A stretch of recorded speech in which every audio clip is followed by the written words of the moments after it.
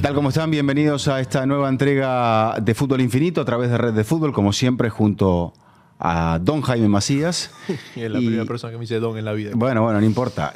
Siempre hay una primera vez para todo. Quiere decir que estamos viejos. No, no es para tanto. Para hablar de lo que ustedes quieren, nos convocan, nos permiten entrar a sus hogares o a sus teléfonos o a sus dispositivos. Así que esta es la rutina de Fútbol Infinito. Estamos a través de Red de Fútbol, donde hay cada vez más contenidos. Esta semana estrenamos varios espacios. En uno de ellos, Jaime, una entrevista a tu referente, tu ídolo, Fernando Palomo. Fernando Palomo, exactamente. Álvaro Molina estuvo con Fernando Palomo con la llegada de un amigo de la casa, Ajá. Bolillo Gómez, Bolillo. a la selección de El Sí, señor. Salvador. El Bolillo. El Bolillo. Irá por la cuarta selección a un mundial, Bolillo. Lo va a intentar. Sí, sí. Lo va a intentar. Es una oportunidad única, ¿no? Porque hay menos rivales en el camino. Le contamos a la gente que continúa en nuestro canal ¿Qué pasa Inter Miami?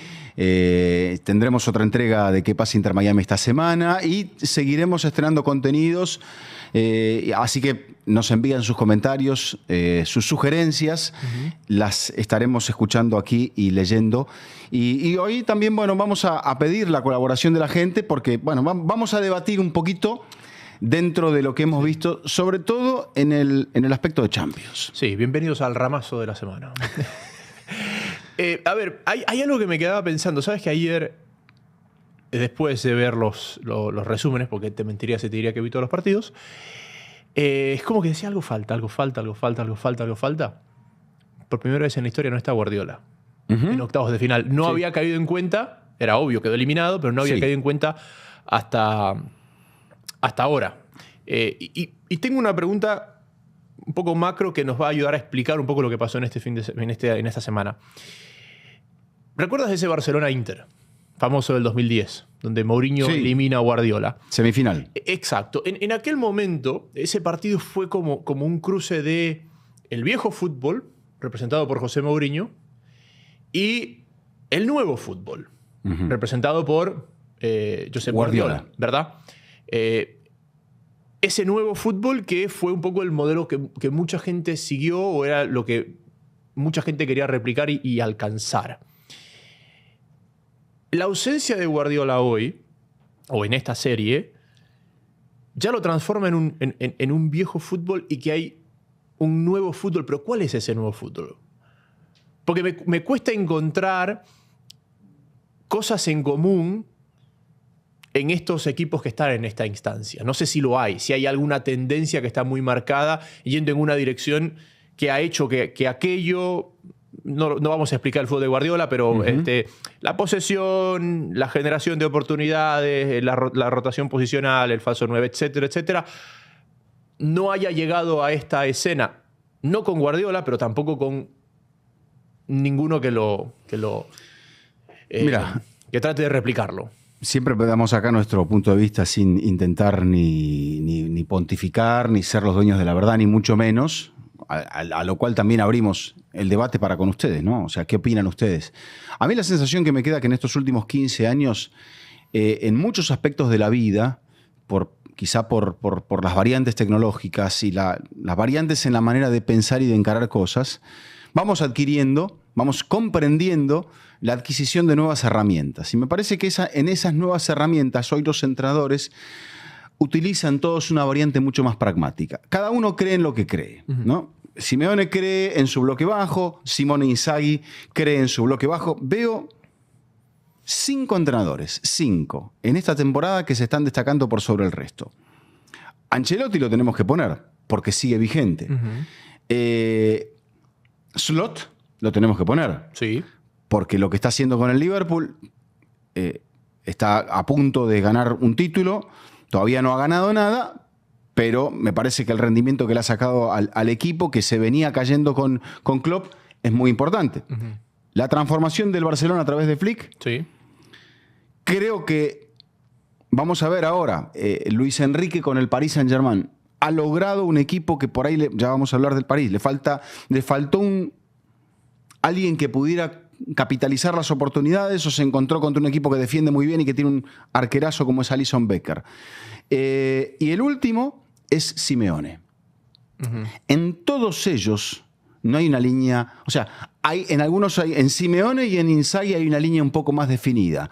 La línea de 3 a veces, o el Cholo a veces termina defendiendo con 5, aunque juegue con 4 atrás porque lo retrasa mucho Giuliano. Es una línea inglesa. Sí. Pero es una línea inglesa que viene de Eriksson. Pero lo que voy son las herramientas. Sí. Y leí a Valdano decir, hoy por hoy el entrenador exitoso está más representado por la gestión del equipo, la gestión humana, cosa que no se puede negar, que la gestión humana, la gestión del grupo es fundamental, y por ahí no tanto en el intervencionismo táctico. Y a lo que terminaba de ir es que las herramientas te permiten, y le permitieron, por ejemplo, a Flick sacar adelante un partido en el cual se queda con 10 en el minuto 22. Es decir, ¿cómo me adapto a eso? ¿Qué utilizo ahora? Y eso es también la capacidad del entrenador de ir sabiendo corregir cosas a lo largo de la temporada, de innovar con el arquero, pero también de mantener a todo el mundo contento. A ver, es que has marcado algo, y es parte de la respuesta a la pregunta que tenía, porque yo no tenía la respuesta, y es que todos son entrenadores intervencionistas, que se adaptan a lo que el partido les vaya lanzando. Correcto. Y que es curiosamente todo lo opuesto a lo que es Guardiola. Claro. Guardiola es alguien que te trae un plan tan maestro que en el 95% de las veces ese plan funciona, pero el día que no funciona no hay una reacción. Y ojo, creo que hay mucha gente, y esto no tiene que ver con estilos de juego, sino con gestión, donde me parece que Mourinho tenía mucho de eso, donde Rafa Benítez tenía mucho de eso. ¿Por qué? Porque, y ojo, no pueden estar más distantes en estilo de juego, sí, pero cuando Mourinho llegaba a un club y marcaba los pilares de cómo iba a ser la gestión y no funcionaba, eso duraba 2 meses. Como duró en el Tottenham, como duró en el United. Bueno, 2 meses no. Yo te digo algo que creo. Cuando Mourinho encontró sus referentes entre los jugadores, o sea, su continuidad dentro del plantel. Sí. Terry, Materazzi, Zanetti, sí. etcétera. Bueno, los del Porto. Casillas no, por ejemplo. Y en el Madrid le costó. Y después le ha costado. Entonces, son entrenadores que necesitan tener alguien adentro. Como decía Menotti, César Luis para los jóvenes, no podés convertirte en un... Creo que Guardiola se convirtió en un compositor clásico. Vos decías que Guardiola era de la... Bueno, para mí es la partitura y el hecho de tirar la batuta del director ahí, como él hace, porque no me leíste bien la nota, no me la ejecutaste, tal. Entonces volvemos a empezar. Un poco lo que hacía La Volpe con el tema de cómo decían sus jugadores cuando practicaba la salida, que después termina adaptando o adoptando Pep Guardiola. Pero la diferencia entre lo clásico y el jazz, como decía Menotti, si te vas mucho de la partitura y te pones a volar demasiado, que es encontrar a un jugador extremadamente individualista, el equipo se te va a desbalancear, va a perder la pelota, vas a estar mal parado. Pero si jugás demasiado rígido a eso que está escrito, el equipo se convierte en un robot. Es que acá los outsiders en este análisis son, curiosamente, los 2 pupilos de Ferguson, de Eriksson, Simeone e Inzaghi. ¿Por qué? Porque son los que están más casados con una idea bastante más rígida. Lo que pasa es que es una idea rígida que permite que el rival genere poco. Pero siento que lo que tienen en común es que hemos pasado de una época donde el enfoque o el camino a la victoria era el control, entiéndase, posesión o contragolpe, no estoy hablando de estilo de juego, sino de... ¿Control defensivo o control de pelota? Exacto. Y estos entrenadores que tú estás mencionando, Flick a la cabeza, Slot, Klopp, que ya no está, Luis Enrique, porque yo creo que Flick y Luis Enrique tienen muchas cosas en común de cómo juegan sus equipos. Son el tipo de entrenadores que crecen, o su visión crece en los periodos de descontrol. Es decir, crece en esos periodos de transición. El fútbol tiene 4 facetas. Sí. Ataque, defensa, transición ofensiva, transición defensiva. ¿Cuáles son las facetas más vulnerables? Las de transición, porque no estás controlando. Claro. Y son 2 entrenadores que sus equipos son muy fuertes en esas facetas. Que por ahí el Atlético no lo es en ninguna de las 2. Es muy fuerte defensivamente Y es muy fuerte atacando. Bueno, veía una pregunta en la previa al Cholo, que le hace el colega Ladislao Moñino, y le dice que el Atlético ha hecho más goles de contragolpe que nunca. Entonces el Cholo se mete, le dice, bueno, pero a vos eso no te gusta. Le dice, pero son las cifras, dice. O sea, no es ni bueno ni malo. Ahí están las cifras, ¿no? Quiero hacer una ida y vuelta sobre el tema de Atlético Real Madrid. Ya, porque lo vamos a ir llevando siempre aquí a los fútbol infinito. Pero bueno, el ida y vuelta de Atlético Real Madrid. ¿Quién salió mejor parado de ese partido en el Bernabéu? El Real Madrid. Ok. ¿Qué le faltó al Atlético de Madrid? Tener otro rival enfrente. No, en serio. Porque siento que a veces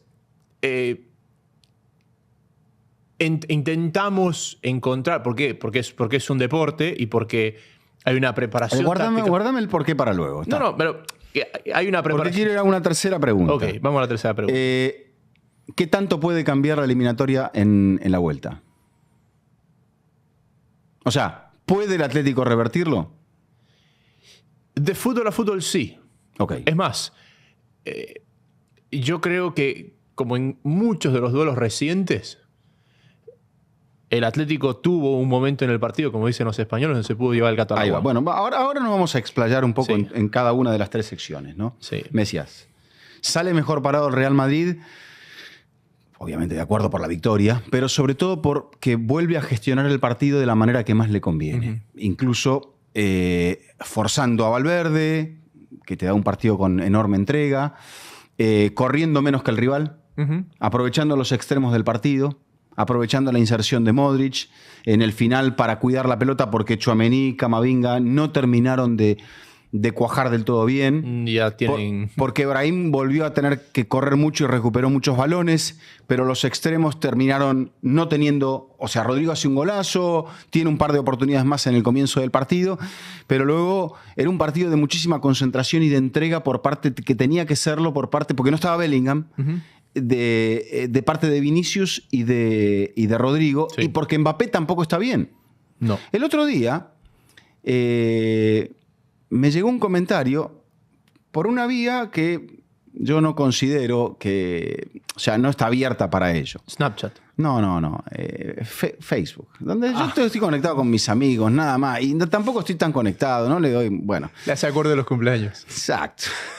Y una señora enojadísima me escribe todo con mayúsculas. Qué falta de respeto a los deportistas y a las deportistas. Decir usted que Mbappé está jugando mal por la muela. Lo dije en el partido contra el Betis. Yo no dije que Mbappé estaba jugando mal por la muela. Dije, le sacaron una muela, perdió varios días de entrenamiento. Para que un deportista, una persona... Mbappé, que tiene 24 años. Sí, debe tener. 24. 25. 24 o 25. 26. 26. Le saquen una muela a tus 26 años, te la tengan que sacar, es que tendrías una infección en la boca, bla, bla, bla, bla, bla. Tuvo 3 días sin entrenar, con dolor. Y me dice, que escribió un libro y de qué se la da y que es un burro, poco menos que me dice. Yo digo, ¿qué le pasa a esta señora? Y hoy por hoy, el Marca titula que qué dolor de muelas, porque Mbappé no está bien y es un punto de preocupación. Y yo no es que sea bueno, y que no es que acá digamos somos los mejores, escuchen, no, graben, no, reproduzcan esto. Lo contrario. Pero volvemos a las herramientas, uno tiene que tirar lo que sabe, lo que ve, y después veremos si es relevante o si no es relevante. Sí. Pero, a ver... Un saludo a la señora, como decía Facundo Cabral. Cuando... Bueno, no sé cómo sea ahora, no, pero me acuerdo que cuando... hacíamos pretemporada, lo primero que llegaba era el dentista. Porque una infección en la muela es una infección, una carie es el camino. Puede ser una lesión muscular. Y que es el camino. Que te rompas muscularmente mucho más seguido. Exactamente. Y ese es el temor que tenía la gente del Madrid. Que Mbappé se rompiera. En una pretemporada llegó uno con 35 caries. Más caries que dientes tenía. De verdad. Me acuerdo, nos reunieron ahí en el centro del campo y dice, bueno, muchachos, tenía la salud, el higiene bucal, no sé qué. Dice, bueno, está bien, una carie, no sé qué. Pero un compañero suyo tiene 35 caries. Bueno. Pero no, parece una tontería, pero hay una relación directa entre la la carie y una lesión muscular. Correcto. Incluso hasta puede generar ciertas infecciones en la boca, pueden generar hasta problemas cardíacos. Total. Bueno. Porque es un hueso expuesto. Bueno, vamos, listo. Su hermano es doctor. Mi hermano es médico, sí. Uno de mis hermanos es médico. Pero nada, Real Madrid, Atlético de Madrid. Sí. Yo creo que era un escenario ideal para que el Atlético... Pero si juega... Me meto una pregunta más. ¿Juega con miedo el Atlético en el Bernabéu? ¿En la Champions? No, yo creo que el Atlético necesita... A ver, el Atlético... Yo creo que sí. Hay equipos... Que me dirás, ¿cómo no jugar con miedo? Pero bueno, es que yo siento que hay equipos, y todo el mundo tiene un equipo de aquellos, a los que le tienes un temor más allá de un respeto por lo que ha pasado históricamente. Dirás, me pondrás ejemplos en Argentina,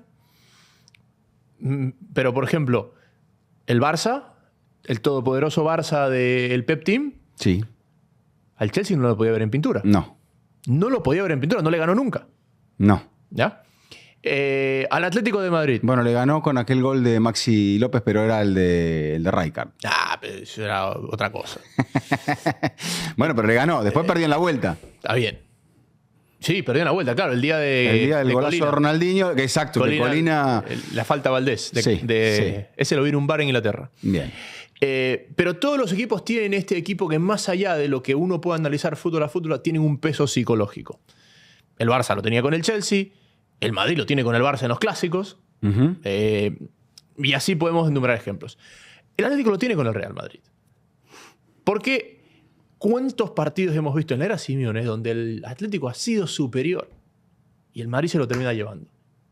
Entonces, cuando entras al 20º partido, es imposible olvidar lo que sabes. Yo entiendo que este era un caso ideal por la baja de Bellingham. Valverde, que no estaba al 100%, aunque te juega como si estuviera al 100%. Mbappé no estaba bien. Los problemas defensivos, que Valverde tenga que jugar otra vez de lateral derecho, que en el doble pivot jueguen Tchouaméni y Camavinga. O sea, ahora o nunca. Entonces, atrévete. Entiendo desde el punto de vista del Atlético, vuelve al Metropolitano con la eliminatoria que no está perdida. Es remontable. Pero es lo mismo. Benfica, así hubiese empatado, dejó escapar una oportunidad donde el rival estaba con 10, que ya el partido de la vuelta, aunque no juegue Cubarsí, va a arrancar 11 contra 11. Entonces, en un contexto de 180 minutos, esas fases, esos momentos son fundamentales. Aparte, el expulsado, yo creo que es el titular, pero es alguien que venía entrando y saliendo en los últimos partidos. Yo creo que es el titular. Pero fíjate que en los últimos partidos jugó De Jong ahí. Por Cubarsí. No, De Jong jugó en el medio por Casado. Perdón, por Casado. Es Araujo que venía, lo que pasa es que Araujo se lesionó, Íñigo también se lesionó, Cubarsí venía jugando, pero venía jugando mucho, entonces lo empezaron a tratar de dosificar y tratar, de meterlo. Eric García también ha entrado dentro de la rotación. Sí. Y hay algo más que le pasó al Barça. Eric García, pero estamos mezclando los partidos. Pero Eric García expulsado en Mónaco, el equipo perdió y ahora... ¿El equipo ganó? Fue capaz de corregir. Sí, es otro punto. Achicó hacia atrás, jugó un poquito más a los entrenadores defensivos, sin renunciar a la pelota. Aparte con un futbolista como Pedri, que en el momento que la tocaba hacía una diferencia. Y Rafinha, que está iluminado, lo siguiente. Sí, igual, por ejemplo, antes de comenzar a grabar hablamos de Lewandowski. Y siento que a veces uno lo ve a Lewandowski desconectado, pero quizás está desconectado para quien ve el partido, pero sigue siendo un problema para quien juega el partido. Hablo del rival. Claro. Entonces quizás uno lo ve lejano y uno dice, bueno, quizás por ahí él era el cambio, el momento de la expulsión y eso, pero cuando lo ves desde la perspectiva Benfica, sigue siendo un problema. Hay que cuidarlo. Hay que cuidarlo. Sigue siendo un problema.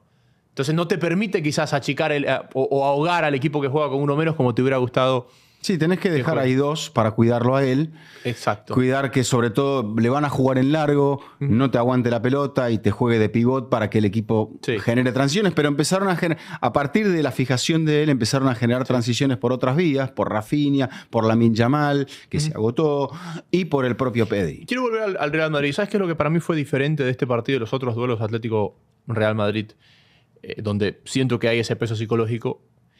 Que este es un partido donde me parece que Atlético tenía argumentos para vencer ese temor, porque los primeros 15 minutos del partido puede estar 3-0. Entonces no es lo mismo cuando tú arrancas y lo vas llevando bien y el Madrid se te empieza a venir y se te empieza a venir y te entra el miedo del final y se te escapa. Que en este caso que parecía, al minuto 15, que la peor parte de la tormenta ya había pasado. Es decir, ya había sobrevivido quizás al punto más álgido de la embestida. Porque el Madrid nunca vuelve a ser, si bien lo gana al final, nunca vuelve a ser tan claro dominador como esos primeros 15 minutos de partido. Es que también físicamente viene muy caído. El otro día el Betis... ¿Lo remontó? Claro, el Betis también arrancó el partido del Madrid y el Madrid estaba para más goles. El Betis la veía pasar, tomó una actitud muy pasiva, pero se metió en el encuentro, le dio la pelota a Isco. Ese también es el punto.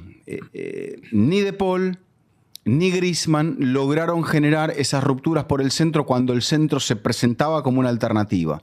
Entonces estás dependiendo mucho de Julián Álvarez y a la larga se necesitan otros jugadores. Juliano metió alguna cosita, Lino metió alguna cosita, pero no fue lo mismo. Entonces, para ganarle al Madrid tenés que conseguir que todos estén bien. Y el Atlético venía con ese punto de rendimiento y ahora no lo dio. No sé si desde la confianza, desde lo defensivo también, porque la jugada del gol de Brahim, es cierto, es una jugada bastante simple, pero hay 9 jugadores del Atlético de Madrid que terminan dentro del área, muy metidos atrás, que es la postura. Ese es el riesgo de meterte tan atrás. Si te metes atrás y no vas a presionar y no vas a tomar buenas referencias, no te sirve para nada. Entonces hacen un triángulo entre Vinicius, Mendy y Brahim y están todos mirando y encima de todo Brahim hace una jugada extraordinaria.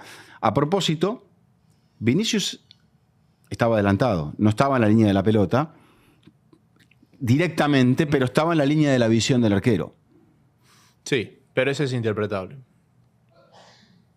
Yo siempre pienso que cuando está alguien delante del arquero siempre va a obstruir. O sea, para mí ese es un offside que no debería ser interpretable. Para mí, hablando de reglas, ¿no? Claro, porque Vinicius se corre hacia el primer palo y la pelota va hacia el segundo. Claro. Pero desde donde está Brahim pateando, él tiene dentro de su campo de visión yo creo a Vinicius. A ver, entiendo por qué no lo pita, porque hoy es interpretable. Pero yo soy de la idea de que, salvo que un jugador esté parado junto al palo y no intervenga, siempre tiene una influencia en lo que pase con el arquero. A Ecuador en el Mundial le anularon un gol así. Sí, contra Países Bajos. Contra Países Bajos. El día de la línea 3. ¿Sí? Sí. ¿Por qué? Porque al final, el arquero, y sabes que la televisación de los partidos, un ángulo que nunca te da es el ángulo del arquero. Te da el ángulo de atrás del arco, pero que no es el ángulo del arquero. Es como sí, la línea de visión del arquero. Claro, ¿qué está mirando el arquero? Como en el Fórmula 1 cuando te ponen la cámara a bordo. Sí. Eso en el fútbol no existe. No existe. Por ahora. Por ahora. No, pues si la pones... Bueno, tengo un cintillo. Bueno, estaría bueno. Las cámaras son cada vez más pequeñas, te la van a poner en el pecho en cualquier momento. Exacto. ¿Por qué? Porque el arquero está mirando acá. Si ya te ponen el controlador del GPS atrás... El arquero está mirando acá, pero al mismo tiempo que está mirando acá, está computando, 1, la pelota, y 2, qué está pasando acá. Entonces, si yo tengo una sombra aquí, yo no tengo la capacidad de interpretar si está adelantado o no está adelantado y si me lo van a pitar. Yo sé que tengo una sombra ahí. No, vos estás mirando la pelota. Vos estás mirando la pelota para ver qué está haciendo, si regatea, claro, si pasa, si patea. Y si patea me tengo que tirar y si va al arco, obviamente. Correcto, pero la propia visión periférica del deportista de élite quiere decir que sí, estoy viendo la pelota, pero estoy viendo a los 10 hombres que están aquí, míos o rivales. Y que estoy atento a cualquier movimiento. Y que en una acción de estas, una milésima de segundo tardía en una reacción, Te condiciona. te condiciona. Entonces yo creo que ese tipo de Es cosas como en el siempre deberían conductor de Fórmula 1. Reaccionaste tarde a algo y te estrellaste. O te comiste la curva. Soltaste o te chocaste el otro. Soltaste el conteo de largada una milésima más tarde y llegaste tercero a la primera curva. Claro, si estás primero, ¿no? Sí, sí. Si estás tercero, está bien llegar. Pero bueno, sí, eso sobre aquella jugada. La pregunta acá con el Atlético es, uno, creo que el partido más difícil que tendrán por delante es el del Getafe. Este fin de semana.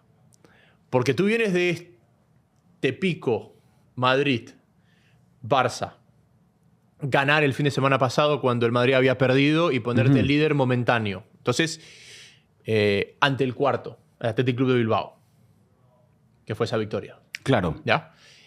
Y de repente toca Getafe. Porque agarras aire porque después volvemos a Madrid-Barça de nuevo.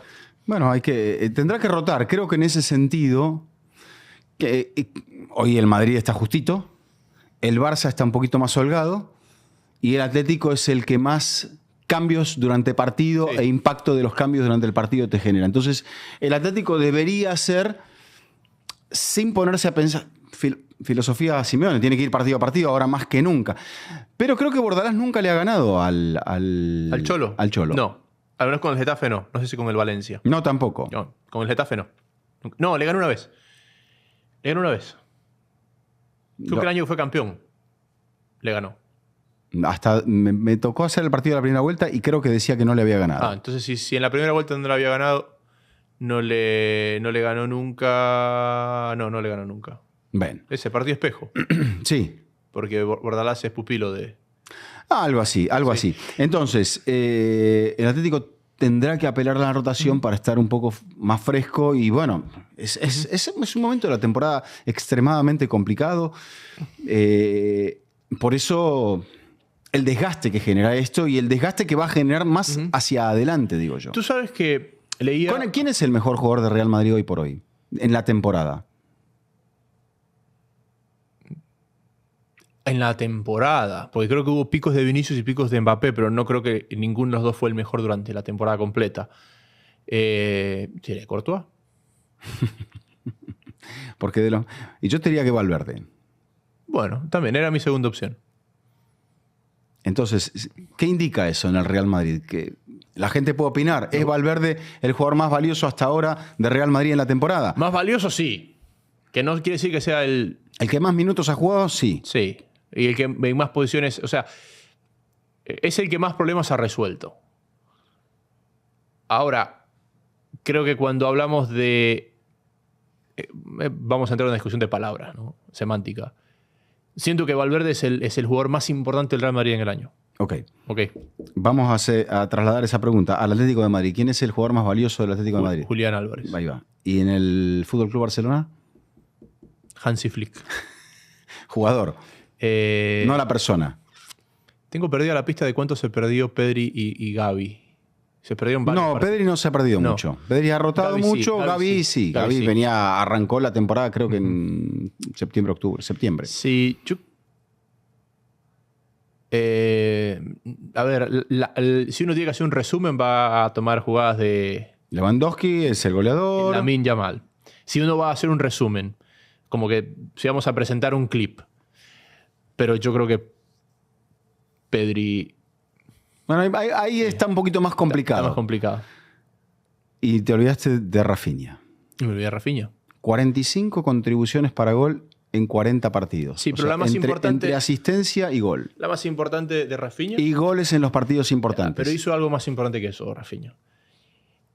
El día del Clásico, cuando le agarró el maletín al doctor y lo sacó de la cancha, eso fue más que un gol. ¿Viste la cara del doctor? No sé... Bueno, eso es personalidad. Ahí le hicieron el primer gol al Real Madrid. Eso es personalidad. Ahora, coincidentemente, si estuviésemos de acuerdo en los tres, te diría que son tres futbolistas, lo primero que se me viene a la mente es sudamericanos. Pero ¿y eso porque es una novedad? No. Creo que... Me dirías, bueno, estaba Messi... Estaba Ronaldinho. Estaba Ronaldo el otro. Bueno, ¿y en el Atlético? Estaba Falcao. Estaba bien. Diego Costa. Pero no duraron tanto. Está bien, no sabemos cuánto van a durar estos. Messi es el que más duró. Messi es el que más duró, pero después, o sea, cuando uno repasa los últimos años de estos grandes equipos europeos, Quizá la figura más duradera del Atlético de Madrid habría sido Godín. sí, mira, que Más referente, Coque. cuando uno toma estos grandes equipos que han sido protagonistas en Europa en los últimos años, quizás el único sin un gran referente sudamericano, y que, ojo, el arquero es sudamericano, era el City de Pep. Pero igual no iba al tema de los sudamericanos, iba a ese tema puntual porque también le permite a la gente entender un poco dónde, o sea, que en el Madrid sea un futbolista que termina siendo utilitario, cuya entrega es lo más importante, como Valverde, hablo a las claras de que el Madrid está en dificultades y necesita de ese tipo de voluntades. Por eso es que hay tantos proyectos. Y que Rafinha sea o no, implica la reconversión de un jugador que estaba para salir. Sí. Y que se puede, debatible o no, convertir en el más importante. Y por eso los equipos grandes. Y en el caso del Atlético, el cambio. Bueno. Un futbolista nuevo que interpretó exactamente lo que quería su entrenador y que está elevando su rendimiento. Bueno, y por eso hay equipos que tienen esa jerarquía, hay equipos que tienen esa historia, porque yo nunca vi a nadie matarse por la camiseta del PSG o por la camiseta del City como se mata Valverde por la del Real Madrid o como se matan los del Barça por el Barcelona. O Julián fue el que más corrió en el Bernabéu. Ahí está. Es el partido de Champions que más corrió. Hay algo que te quería marcar el Atlético. Y que justo ahora se me cruza con. Porque era sobre. No sé por qué se hizo ¿Simeone? No. Eriksson. Sobre Eriksson. Y que. Una de las cosas que históricamente se le cuestionó a Inglaterra y a Eriksson era esa rigidez táctica que en el fútbol italiano lo hizo ganar todo, pero que el momento. ¿Por qué? Porque Inglaterra, a nivel de selecciones, por ahí si digo una estupidez, corrígeme, Inglaterra a nivel de selecciones puede ser como el Atlético a nivel de clubes. Es decir, está por encima de la mayoría, pero tiene unos 5 o 6 que siempre los va a mirar de abajo, ¿verdad? Y que en esos momentos de pánico escénico, las pocas variantes tácticas obligaban a que el equipo se meta atrás. Es decir, cuando tú, con un plan de ataque, resulta que el rival te empieza a hacer daño y no tener una variante táctica para esa situación, inconscientemente el equipo se mete atrás, se mete atrás, se mete atrás, y es un poco lo que es Inglaterra con esencia. Este es un estudio que lo hace con éxito, más allá de que no termina ganando los títulos, pero que lo hace con un cierto éxito, Southgate a su llegada. Una de las cosas que él entiende, dice, no podemos sostener un modelo de juego cuando la pasamos mal, porque la única forma que lo sostengamos es meternos atrás. Entonces, por eso es que él mete lo de la línea de 3 y los carrileros, porque dice, quizás con este sistema de juego, cuando se nos vengan encima, no vamos a tener el subconsciente de armar el bloque bajo. Creo que le funciona en parte, porque termina llegando a la semifinal del Mundial y a las 2 finales de Eurocopa. Y digo en parte, porque si vamos al principio de ese ciclo, ¿qué pasa en esa semifinal del Mundial? Inglaterra comienza ganando con un gol de Trippier. Y el partido se le hace larguísimo y termina muy metido atrás ante... Sí.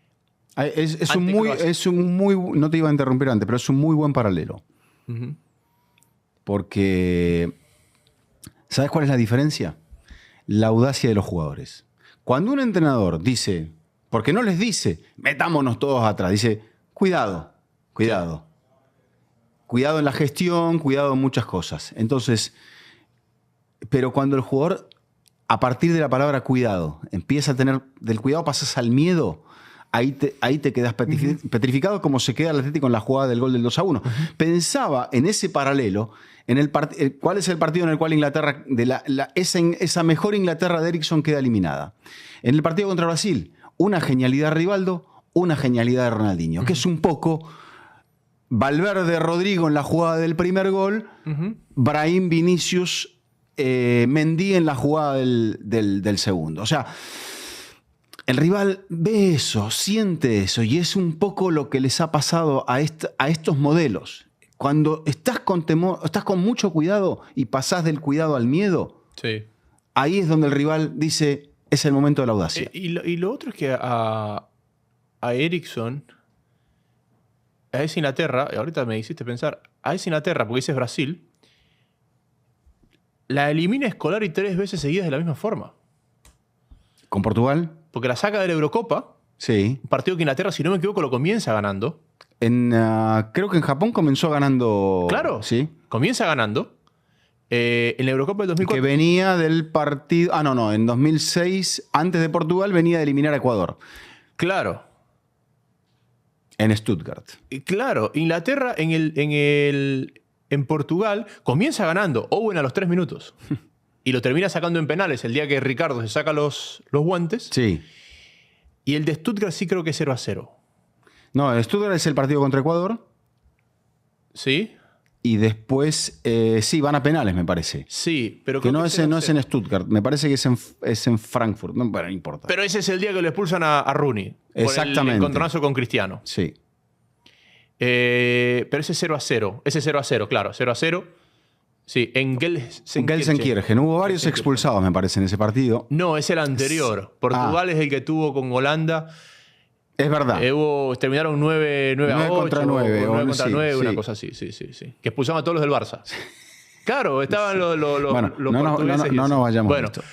Pero bueno, me parece que es una buena comparación. Es decir, tienes un patrón de juego, pero al sostener ese patrón de juego ante la adversidad, el equipo echa atrás. Que si tú ese patrón de juego, es facilito decirlo desde acá, ¿no? Pero si tú tienes un patrón de juego distinto ante una situación de apremio, no tienes el chip automático de decir, hagamos lo mismo pero más cerca del arco. Bueno, te voy a hacer otro planteo. El Barça queda con 10 tras la expulsión de Cubarsí. Va un poco más para atrás. Ya no puede ir a presionar tan arriba, le falta uno, saca a Olmo, deja a Lewandowski para tratar de más o menos distraer a los centrales o atraer la atención de los centrales para que no se te vengan tanto. Benfica, que no había, la Liga Portuguesa le postergó el partido del fin de semana, estaba mucho más fresco, estaba jugando en casa. ¿Las bengalas a quién perjudicaron? Me parece que en un momento que se para el partido a la media hora, creo que perjudican al propio Benfica. O sea, los propios simpatizantes de Benfica pararon el partido, que era lo que el Barça quería y buscaba en ese momento. O sea, se autosabotearon. Pero esa es la diferencia entre Flick. Flick dijo, vamos atrás, pero vamos a jugar. No vamos atrás a defendernos. Vamos atrás como una forma de manejar el partido, manejar las energías. Y yo creo que ahí está un poco la diferencia. Y creo que en ese aspecto los jugadores tienen que dar el paso al frente. En el Inter pasa eso porque veo muchas similitudes entre Inzaghi y Simone y el Cholo, compañeros en Lazio. Incluso ayer conversaba con Vito de Palma, al cual le mandamos un gran abrazo, que hablaba de por qué no patea el penal Lautaro y lo patea Zielinski, que lo tapa el arquero muy bien detenido por Wellenreuter. Abajo, un penal bastante bien ejecutado. Y Vito se pone a buscar en la transmisión qué porcentaje tiene de efectividad del polaco. 90%. Lautaro tiene un 70%. Ahí está la explicación. Y recordaba también que en aquella Lazio de Eriksson, Inzaghi se pelea, no me acuerdo si es con Verón o con quién, en el medio del final de la temporada, no sé si es en el último partido, para ver quién patea el penal. ¿No era Mihailovic? No, porque Mihailovic creo que no pateaba penales. Y lo termina pateando Simone. Y Eriksson dice, arréglense entre ustedes, que era un poco ese estilo de mando. Sí. Flick es alemán y eso no le va a ocurrir. Porque él va a decir, no, esto así, el que llega tarde no juega, esto, y bueno. Ahí es donde un entrenador, me dirás esto, esta es mi inquietud. Si el que lo hace por necesidad lo piensa de otra manera o lo encara de otra manera, y en contrapartida, el que lo hace por recurso, lo hace pensando, o sea, con la componente del miedo.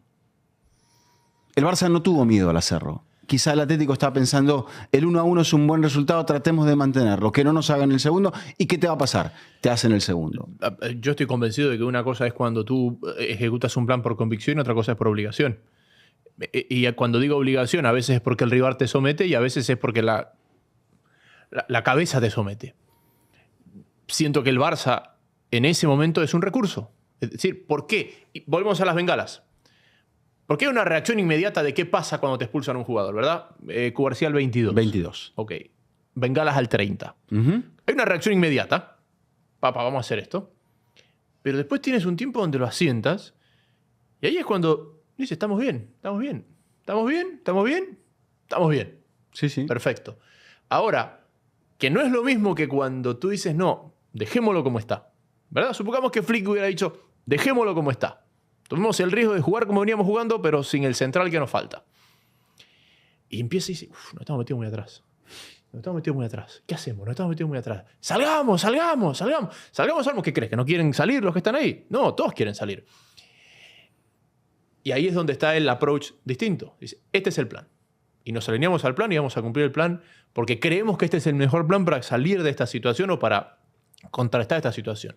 Y la gente se arremanga. Es el mismo motivo por el cual Valverde rinde como rinde lateral derecho. ¿Por qué? Porque a principio de temporada nadie le dijo a Valverde, Flaco, vas a ser lateral derecho durante la temporada porque así lo consideramos. No decir, Fede, no está Lucas, no está Dani, no está acá. Estaba Lucas, pero dijo, tiene que jugar Valverde ahí. Está acá, necesitamos que sea lateral derecho hoy.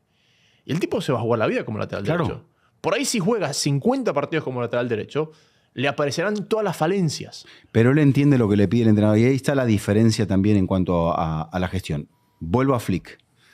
Flick decide en el 2025, a partir de una supuesta llegada tarde de Iñaki Peña, que va a cambiar de arquero. Uh-huh. El primer partido en Champions de Szczęsny, o Szczęsny, como se debería decir en polaco, o Tek, como él dice que le dicen, es en Lisboa. Un partido donde comete 2 o 3 errores importantes, pero termina salvando un mano a mano con Di María. Venía y de a la partir playa. de ahí... Venía de la playa. Venía de la playa, venía de Marbella, te tuvo que adaptar. Pero cuando se adaptó a encontrar un arquero que todavía para su edad creo que tiene 35, es joven. Sí. Está vigente, soltó los guantes demasiado pronto, se habría cansado. Todo es entendible, había tenido una gran trayectoria. Jugando en equipos grandes. Pero 34, tío. 34. Cumple 35 el 18 de abril. Bueno, entonces es una apuesta del entrenador. El entrenador también dice, saco a Olmo, meto a Ronald Araujo. También dirá, bueno, se equivocó Cubarsí, pero Cubarsí pudo, o sea, se juega la vida e impide el gol de Pavlidis. También otra circunstancia fortuita. Pero a lo que voy es que dentro de las decisiones que Flick puede tomar, que no es la de Cubarsí, todo le responde. Es cierto, que tu arquero sea figura implica que no la pasaste bien. Jugaste con 10. Claro. Pero después tenés un jugador como Pedri, al cual supiste... es todo el trabajo. Claro. Cuanto más improvisa Laporta, esto es lo curioso, más se encuentra con un entrenador que es capaz de sacar recursos, pero no de suerte, como decíamos nosotros antes, de chiripazo, sino que el hombre piensa, el hombre no deja de pensar, ajusta la línea defensiva, ajusta a los jugadores de la línea defensiva, ajusta a los futbolistas del ataque, Sí. mejora jugadores. Eso es un buen entrenador. Y esa es la similitud entre Ancelotti y Flick. Sí. Curiosamente, 2 personas que fracasaron en el Bayern. No, bueno, uno salió campeón de la Champions. No, pero salió campeón de la Champions. A ver, sí, salió campeón de la Champions. Ganó 3, Copa, Liga. O sea, no me digas que fracasó. No, ganó sextete. ¿Sí? Ganó sextete. Pero después dura 5 minutos más. Y eso te habla Es lo intenso. de... No. Para mí es de cómo esas estructuras tan rígidas del fútbol alemán... O sea, tú mira quién pasó por el Bayern. Te digo... El único que no pasó fue Mourinho. Es distinto ese vestuario este. El único que tiene de coincidente es Lewandowski, pero allá tenías a Neuer, Lewandowski, Por eso. Kimmich, Müller, Goretzka. A eso voy.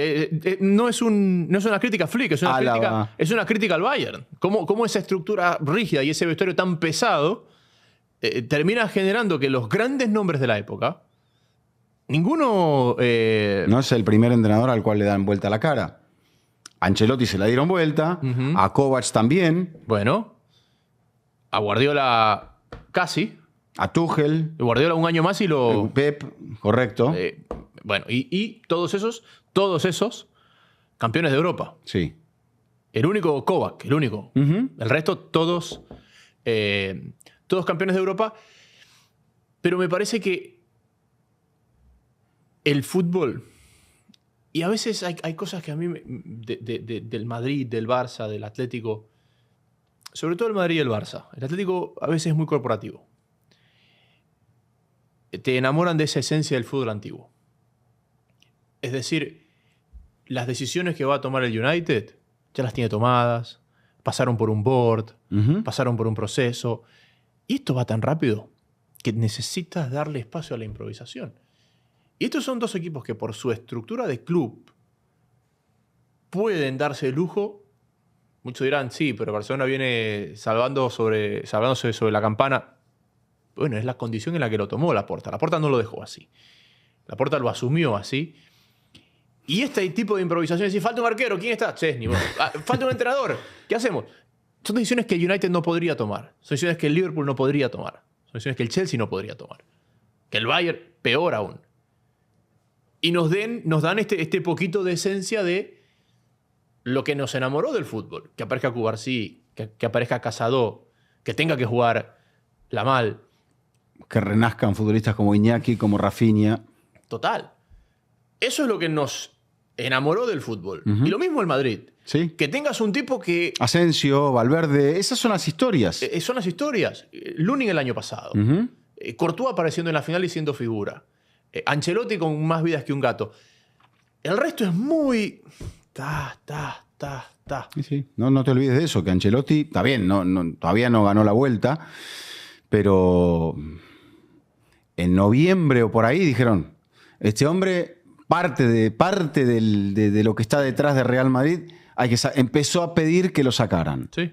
Empezó a pedir por Xabi Alonso, Ujú. o por Arbeloa, por el que sea. Hablando de Xabi Alonso y compañía, ¿hay alguna llave? A ver, por distancia, Madrid está abierta, Barcelona está abierta, obviamente Dortmund está abierta, digo por distancia matemática, Liverpool está abierta, pero ¿hay alguna que tú creas que realmente está abierta? O sea, que te sorprendería. Que podría sorprender. Sí. Bueno, en el repaso, solo 2 equipos ganan de local. Real Madrid Y Bayern. y Bayern. Un solo empate.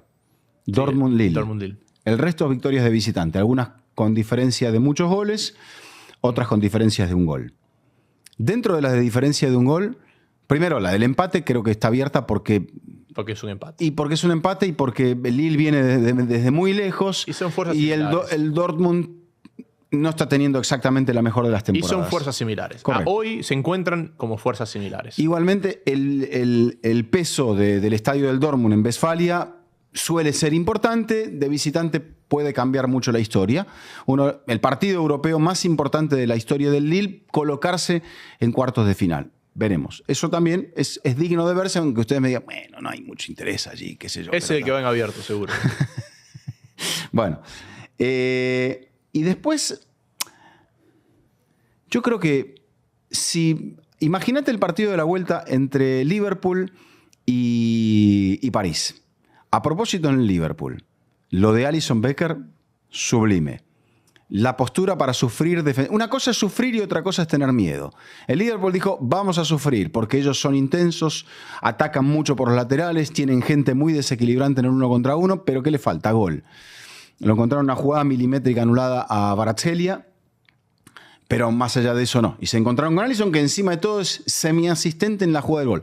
Darwin Núñez está teniendo una temporada olvidable. Sin embargo, aparece puntualmente. Te pelea esa jugada en el salto con Marquinhos. Marquinhos termina en el suelo, pero porque Darwin coloca muy bien el cuerpo, es muy fuerte en el juego aéreo el uruguayo, y después ve a Elliot entrando por la derecha y le pone la pelota redondita cuando Darwin no le hacía un pase ni a su mejor amigo. Sí. Y se la pone perfecta para la victoria. Hablando de los pilares sudamericanos, para mí no decepción, pero a ver, el tridente de Mané, Firmino y Salah, su efectividad del arco era brutal. Este tridente por momentos es más deslumbrante, pero la cantidad de goles que erran, Sí. sobre todo los dos sudamericanos, Salah no, Díaz y Díaz y Núñez. Díaz genera mucho más. Sí. Y no es goleador. Ujú. El otro... es El goleador. otro era lo suyo. Era lo suyo, sí. Porque este es un equipo que odio el expected goal. Y ni siquiera lo he revisado, pero seguramente tendrá como un balance negativo por lo mucho que genera el equipo y lo poco que concreta. No es el mejor ejemplo el partido del París. PSG. No, digo en Bueno, general. pero vuelvo a esa serie. Imagínatela. ¿Qué va a hacer el Liverpool? Le va a dar hilo, le va a dar soga. Sí.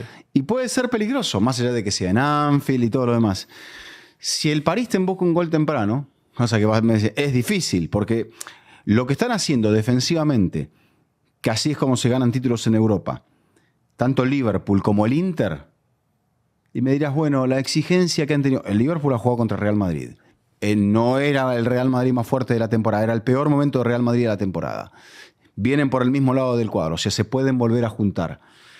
El Inter lo mismo. El Inter saca un partido con el Arsenal donde lo pelotean, el arquero Sommer figura, pero ahí está, el Inter sin Sommer, con bajas y todo. Es largo lo de Sommer, ¿verdad? No, creo que para abril va a estar. Porque lo operaron. Sí, Sí, no, me perdí qué era, pero... es una fractura. Las noches europeas, y volviendo al comienzo del Pero programa. Martínez, el valenciano, atajó muy bien, Sí, Josep Martínez. Muy bien. Yo no lo tenía en el radar, ¿sí sabes? No lo tenía en el radar. Y lógico, este Feyenoord no lo podemos medir, no lo podemos juzgar por hacer lo que hizo, pero este es el tercer entrenador de la temporada, Van Persie. Es un equipo que le remontó, pero con Santi Jiménez, le ganó el Bayern, le remontó al City un partido que perdía 3-0 en Etihad. Después, con personalidad, lo sacó al Milan, pese a haber perdido a su goleador. Pero nos vuelve a situar, por eso te decía Inzaghi dentro de la lista de los entrenadores, nos vuelve a situar al Inter. El Inter que no está teniendo una Serie A tan clara como la temporada pasada, pero que está en Copa, está primero en Serie A y tiene un pie en cuartos. Si tú fueras un equipo no italiano, ¿buscarías a Inzaghi? Sí, Sí. sí. Porque United, por ejemplo. sí, Mejor Inzaghi que Amorim. él me parece que tiene una adaptabilidad que no la tuvo Conte. Porque Conte tuvo ese año brillante con el Chelsea, pero es ¡boom!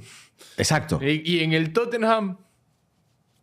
Él no va con el pañuelo de seda, él va con el papel de lija. Yo creo que Inzaghi sí es más Carleto que... Ahí va, pero no es dirigido por Carleto.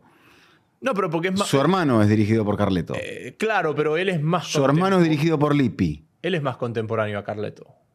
Hay una diferencia, creo que de 2 o 3 años entre los dos. Pero Carleto se retira joven por esa lesión de la rodilla. Pero Carleto lo dirige a Pipo en el Milan. Claro, Carleto lo dirige a Pipo en el Milan, pero no era... a ver, no hay una gran diferencia en edad entre los Inzaghi y Ancelotti. Así como Pipo, que no ha sido tan buen entrenador como Simone, Pipo puede estar marcado por Ancelotti o por Lippi. Lo que decías, Simone está marcado por Sven-Goran Eriksson. Sí. Ancelotti 65. ¿Y Simone Inzaghi? ¿74? No. 48, 65. ¿Cómo te dije? 65. No, si tienen 18 años de uno es del diferencia. 74. Creo que Pipo, no sé si es del 72 o del 73 y Simone del 74. 76 es Simone. Simone, 76, ok. Sí. No, pensé que en edad estaba más Entonces cerca. creo que Pipo es del 73. Sí, Ancelotti le lleva 17 años. Pensé que eran más cercanos en edad. No, 17 no. 65 a 76 hay 11. 65 años tiene Ancelotti. 65 años, del 58, sí. De 59. Cumple 59. en junio, sí. Y Pipo tiene 48 años. Y Simone tiene 48 años. Sí. Sí. No. La carrera de Ancelotti fue larga. Sí, no sé por qué los tenía más cercanos en edad. Pensé que estaban más cercanos en edad. Pero bueno, siento que Italia, que está estancada en su fútbol, como lo analizamos en el programa pasado, Simone es alguien que podría funcionar fuera de Yo digo Italia. que no está estancada en su fútbol. Yo creo que Porque siempre ha tenido buenos entrenadores Italia. Me parece que está estancada en la gestión de los clubes grandes. Salvo el Inter. Aunque lo del Inter es también algo bastante... No, Vizca, está estancada en su fútbol porque Italia no está... Sus clubes no están compitiendo. Con ejemplos... Bueno, saquémosle los clubes porque hubo un año que jugaron los 3 las finales. ¿Ok? Bueno. Pero Italia no está sacando entrenadores y no está sacando jugadores. Yo te dejo hacer tu teoría. No, Después me te dejas estoy hacer la dando mía. Dame tu teoría. No tengo más profundidad que eso. Para mí no tiene, el modelo de gestión de los clubes ha hecho que en la gran mayoría son de manos extranjeras y de grupos de fondos de inversión, hace que la inestabilidad, que lleguen jugadores de muchísimas latitudes, que hayan perdido la identidad y que a partir de esa pérdida de identidad el surgimiento del jugador italiano es más complicado. En aquel Milan cuya raíz era italiana, con Maldini, con Costa Curta, con Ambrosini, con Gattuso, el Milan de Ancelotti, Pirlo. ¿dónde están? ¿Dónde están esos jugadores? No. Y a la Juve también le cuesta encontrar referentes. La Juve, bueno, está tratando... La Juve te diría que es el más italiano de todos ellos. Uh-huh. Pero tiene un problema de entrenador. Sí. Sí. Pero no es que no haya entrenadores, es que también dentro de las prisas que se están manejando. La Juve tenía una virtud, que hacía algo muy como el Real Madrid. Es cambiar poco de año a año. Uh-huh. Y ahora todos cambian a bandazos. Muchísimo. Y te llegan en el Milan Jiménez, Joao Félix y Walker en una ventana. Así. Y uno está comprado, 2 vienen cedidos. Un jugador que viene cedido, salvo en un caso puntual, viene y se va. Es un favor que estás haciendo a alguien. Exacto. Bueno, volvíamos al tema de la serie, que era la pregunta inicial. Yo te decía que son noches de mucha personalidad, lo hablamos en el comienzo del programa. Y si hay un equipo de todos estos 16 uh-huh. que nunca nos ha dado una noche de mucha personalidad, es el rival de Liverpool. Correcto. Entonces, más allá de que la diferencia es corta... Pero ha cambiado el entrenador. Vizca. Ha cambiado el modelo y ha cambiado el entrenador. Con todo el cariño a mi compatriota Pacho. Sí. Donnarumma, Marquinhos, Hakimi, Pacho, Méndez, Ruiz, Vitinha, Neves, Ousmane Dembélé, sí. Kvaratskhelia y Barcola. ¿Quién se echa el equipo al hombro? Dembélé. Bueno, Marquinhos pierde ese mano a mano contra Núñez, que te decía. La defensa cubre mal por su lado izquierdo. La pelota no entró. Por eso. Ahí es donde Gonzalo Ramos cambio. No. No podés comer carne si no tenés dientes. Bueno, eso. Para mí, esa de las que hay un marcador que te dice están cerca, esa para mí sería la mayor sorpresa. Si es que se da vuelta. Y ojo, que vengo diciendo hace mucho tiempo que Liverpool no está fresco, que no tiene la frescura que tenía, que tiene mucho oficio, que tiene mucha personalidad, que tiene muy buenos jugadores. Que tiene muy buenos jugadores. Pero te puede hacer esto, que cuando no está bien te defiende bien. Anda a hacerle un gol. No puedes. No puedes. Qué bien que ha vuelto Alisson Becker, como estaba antes de la lesión. Siento que también estamos haciendo una temporada muy de arqueros. Que era algo que el fútbol, acuérdate que hablamos del fútbol de control, cuando arrancamos, decíamos cómo era el viejo fútbol. El viejo fútbol, el de Guardiola, era un fútbol muy de control. Sí. Donde había pocas oportunidades.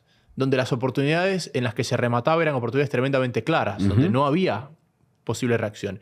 Y estamos hablando de que te decía que para mí Courtois es un puntal en el Madrid. Me estás diciendo de Szczęsny, sí, que viene en una temporada tremenda. Estamos hablando de Alisson. Generó un cambio que me parece que en el comando de la defensa probablemente, en el ser verbal, en el comunicarse, claro, sobre todo en un plantel con tantos chicos, de repente uh-huh. parece que Koundé es un poquito disperso, Valde es joven, Cubarsí es joven, hay que hablar. Hablabas de eso, de jugadores con personalidad. ¿Quién habla en París? Y en el Liverpool hay mucha gente que habla, Alisson, Van Dijk, sí, Salah, y acá también.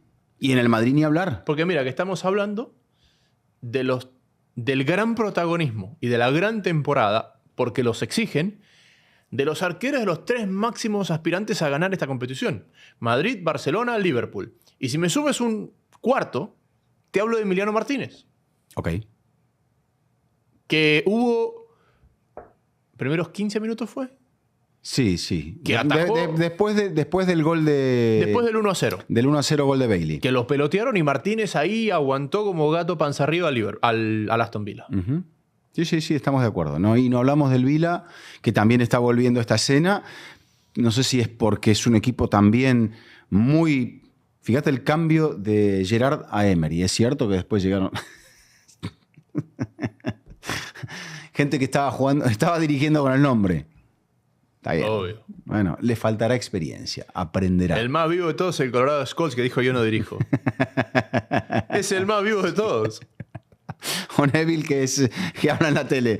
Pero el propio Neville cuenta que cuando enfrentó al Barça dijo, yo no soy entrenador. Bueno, Santi, creo que tenemos una hora, ¿no? Sí, señor, dice Santi. Bien. Entonces, las ligas, este fin de semana, nos proponen, sobre todo las que están más La que está. peleaditas. La que está. ¿Italia Italia sí. o España? Empecemos por España. A ver, España. Porque Alemania tiene un margen importante, Inglaterra también, Francia también. A ver, España hubo un cambio en el orden de los tres primeros, que la derrota del Madrid lo saca del liderato y lo pone al Barça arriba. Básicamente eso es un poco lo que pasó en España el fin de semana pasado. Siguen separados por la misma distancia de 3 puntos, pero con un cambio en el orden, ¿verdad? Sí. Creo que estos partidos del fin de semana van a ser tremendamente difíciles, sobre todo para el Atlético. La ventaja es que ninguno de los tres sale de su ciudad. Correcto. Porque el único visitante es el Atlético, pero es en Getafe, ahí al sur de Madrid.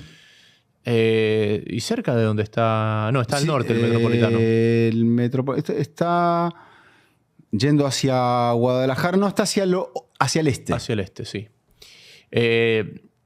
Entonces, eso es el tercer frente. Venimos de la Copa, donde el único que sacó ventaja fue el Madrid, con la Real Sociedad. La Liga, donde el Barça retomó el liderato. Y la Champions, donde el Madrid es el que mejor se ha posicionado. Okay. Entonces recién... El Madrid es el que menos tiene para rotar. Sí, también es el local ante el Rayo. Correcto. Y el Rayo viene con unas bajas importantes, pero es un equipo que exige. Debutó el hijo de Eto'o el otro día. Sí. Sí, el hijo de Samuel Eto'o. Lo otro que me había olvidado, hablando de gente de relaciones familiares, me había olvidado, hasta ayer que vi el resumen, que el hermano de Mbappé está en el Lille. Sí, que estaba lesionado. Sí, pero jugó ayer. Bueno, pero había estado lesionado. Sí, exacto. Estuvo toda la primera parte lesionado. Entonces sí, el domingo Madrid-Rayo en el Bernabéu, antes Getafe Atlético en el Coliseum y el sábado Barça-Osasuna. El Barça es el que tiene la semana más corta. En 6 días tiene que jugar 3 partidos. Es el más necesitado de rotaciones. Y estos resultados pueden generar, no que les interese a los clubes tanto, pero sí un movimiento importante, porque están del sexto, me parece, del séptimo al Getafe, al 14º, están separados por 6-3 puntos. Hay mucha gente en ese rango de 30-33. Sí, el otro día el Betis, al ganarle al Madrid, se metió sexto. Se metió sexto por delante del Rayo, que empató. En Italia, el Inter juega el sábado contra el Monza, partido sensible, el Monza está último. Italia. Sencillo, dije, ¿no? Italia. Hemos hablado de... Y el Napoli, que no está en Europa, juega contra la Fiorentina, que está en Conference. Eso es el domingo. Conference juegan hoy. Sí. Italia, ya que hemos... Juve-Atalanta, duelo directo para la Juve que viene al alza, que tratará de ver si de repente puede acomodarse tras la pérdida de puntos de todo el resto. Pregunta breve, respuesta Juan larga. No, ya estamos en los descuentos. Estamos en los descuentos. Italia, ya que hemos hablado de esta nueva generación de entrenadores y todo eso. Cesc, con el cómo. Bien. Es como un camino poco común que nos salió Cesc para entrenar y bien, ¿no? Hay algo que veo de Italia y en algún momento podemos intentar conseguirnos a alguien más en el día a día hoy por hoy en Italia. Bueno, Tancredi. Ya hablábamos de Vito, le podemos meter a Vito también. Podemos ir a Vito también. Creo que para ciertos clubes como el Como, de una ciudad preciosa, de una de las zonas de Italia de ingreso per cápita más alto, donde la gente no ve al fútbol, y esto es raro en Italia, como la primera necesidad, cambie el orden que quiera, después de la pasta, después de ir a misa o lo que sea, pero el fútbol tiene que estar ahí siempre en Italia. Y el Como no es así, un estadio pequeño, en una ciudad donde la gente tiene mucho dinero, donde hay un lago precioso, está más cerca de Suiza que de las grandes ciudades italianas, donde está cerca de Milán. Pero es un proyecto para inversiones y para jugadores que lleguen y un entrenador joven que se desarrolle. No hay tanta presión. Quizá de ahí Fábregas, sí, conociéndolo, dé un salto hacia un desafío mucho mayor. Me parece que se está preparando para eso. Sí. Porque Piqué se ha dedicado a los negocios. Messi todavía está jugando. Puyol se ha dedicado a ser agente de futbolistas. Xavi Alonso es entrenador. Xavi Hernández hasta ahora no funcionó. Bueno, salió campeón de liga. Lampard y Gerrard. Negativo. Rooney tampoco. Rooney tampoco. Cristiano sigue pateando la pelotita. Sí. Cristiano sigue, sí. Porque Figo no fue entrenador. Pero fíjate que cuando... Ronaldinho tampoco. Kaká tampoco. No. Todos balones de oro. Sí. Hasta donde me dé la memoria. Cannavaro. Cannavaro es entrenador. Sí, Cannavaro está dirigiendo al Dinamo Zagreb. Ronaldo, dueño de equipo. Ronaldo dueño, nada que ver con... Pero bien Ronaldo. ¿En qué sentido si tiene el Valladolid último? Pero, a ver, perdón. Pero lo tiene ahí al Valladolid. Antes de Ronaldo... Sí, le están pidiendo que se vaya. Sí, pero porque el problema de cuando Después de Peter Lim, el dueño más cuestionado es Ronaldo Luis Nazario de Lima. Pero no puedes comparar al Valladolid peleando el descenso, donde históricamente ha estado, que al Valencia peleando el descenso. Está bien. El Cruzeiro lo ascendió. Está bien. Bien, Ronaldo. A ver, para lo que es el mundo, para lo que es los nombres... Escuché todo lo que tiene. Sí. Vámonos. Bien. Vámonos. Bien. No, pero Fábregas, o sea... Que la gente se suscriba. Sí. Que la gente nos apoye, que nos aguante. Que nos aguante la gente. Lo que caí en cuenta de Fábregas es que, salvo el Benítez Wenger, casi el mismo... Convivió con los mismos entrenadores que Xavi Alonso. Sí. ¿Verdad? Porque tiene a Mourinho, tiene a Guardiola, tiene a Del Bosque, tiene a Aragonés. Pero vos lo ves tan a Benítez como referencia. Ganó la Champions. Ganó la UEFA, hoy Europa League.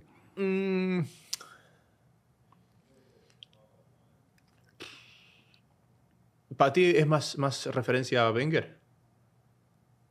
Pese a no ganar la Champions, sí. ¿Sí? El impacto en sus jugadores. Hablas tanto de Eriksen y tampoco Eriksen. Sí. Eriksen que ganó una Recopa.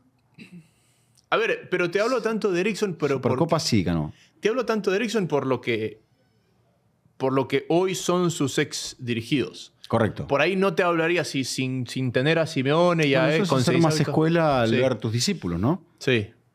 No, pero Wenger, Henry. No. Ljungberg tampoco. Fábregas quizá. El francés, el 5. Patrick Vieira. Exacto. Está dirigiendo en Italia. El 4. Bueno, 5, pero juega con el 4. Sí. Bueno, Van Persie. A ver. Por ahora no. Bueno, podemos hacer una hora más de esto, así que creo que... sí, gracias a Santi. Gracias a Santi por aguantarnos. Y un abrazo a Figueredo, que hoy cumple 65 años. 65 años de edad de Ancelotti. No, mentira, no son 65. Esa parte no la pongas. No, pero era una broma. ¿Cómo lo voy a poner? Un abrazo, Figue. Son muchos años, se te ve muy bien todavía. Sí. Es como descanoso desde los 20. Claro. Él es mayor desde que fue al Mundial de Italia 90. Claro, Italia 90, tenía 30 años. Ahí. Exacto. Sí. Convivió con Ancelotti, eso es contemporáneo de Carleto. Contemporáneo a Carleto. Bueno, un abrazo a Figue. Gracias a la gente, gracias por suscribirse, gracias por aguantarnos. Gracias, Jaime. Un placer, como siempre, Vizca. Este ha sido un nuevo episodio de Fútbol Infinito. Será hasta la próxima. Hola, soy Alejandro Figueredo, conductor de ¿Qué pasa Inter Miami? Si te gustan nuestros contenidos, suscríbete a Red de Fútbol y activa las notificaciones.